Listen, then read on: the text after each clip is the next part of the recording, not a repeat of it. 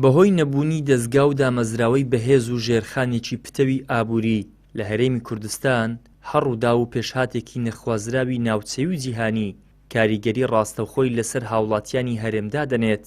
ڕاستەوخۆ پێداویستە سەرەتایەکانی ژیان کەم دەبنەوە و گران دەبن. لە شەڕی ئێران و ئەمریکا و ئیسرائیلیشدا کە هەرێمی کوردستان بەشێک نییە لەو جەنگا، بەڵام هەرزوو کێشەی کەمبوونەوەی سوتەمەنی و گرانی نرخی نەوت و غاز و بنزین و بەرزبوونەوەی نرخی خواردەمەنیەکانیش سەری هەڵدا. لە دوای ڕاپەڕینەوە تا ئێستاکە نەیانتوانیە هەرێمێکی سیستەماتیک دروست بکەن لە هەرێمی کوردستان.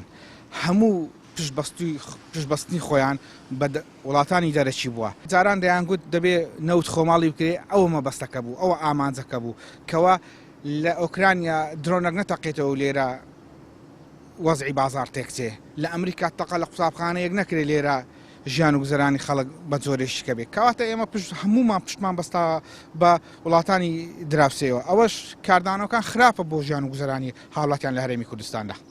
هەرێمی کوردستان لە سایه حکومڕانی فەشەل و شکست خواردووی 34 ساڵی ڕابردووی پارتی و یەکێتی نەدامەزراوەی بەهێزی هەیە و نەژێرخانی ئابووری پێویست. حزب و کۆمپانیاکانی بوون با خاوەنی مڵک و سامانی سەرزەوی و ژێرزەوی هەرێم. ئەوەی بۆ خەڵک ماوەتەوە تەنیا قەیرانی یەک لە دوای یەکە. ژێرخان لە ئاستێکی ئێچکار لاوازدایە و ئەوەشی کە هەیە بەشەی زۆری هی کۆمپانیاکانە هی بەرپرسە باڵاکانە بۆی هەرێمی کوردستان لە هەر قەیرانێک کە ڕوو دەدات زۆر بە خێرایی دەکەوێتە ژێر کاریگەری و ئێمە ئەو ئابووریەکی وا بەهێزمانیە بتوانین بۆ ماوەیەک بەرگەی ئەم قەیرانانە بگرێت.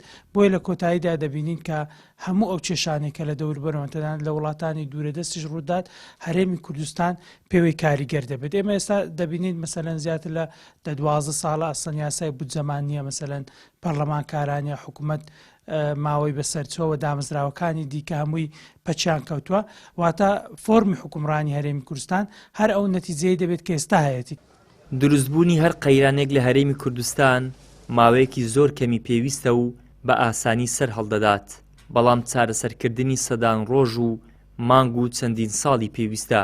لە هەرێمی کوردستان ڕۆژ بە ڕۆژ هەموو پێداویستەکان لەسەر خەڵک گران دەکرێن، بەڵام دۆخی خراپی کەمی موچە و دواخستنی هەروەک خۆی ماوە. ئەمە ژیانی خەڵکی بە تەواوەتی سەخت کردووە و هیچ کەس داهاتەکەی بەشی ژیانێکی سادە ناکات. ئیدریس محەممەد، کەناڵی ئاسمانی پەیام، هەولێر.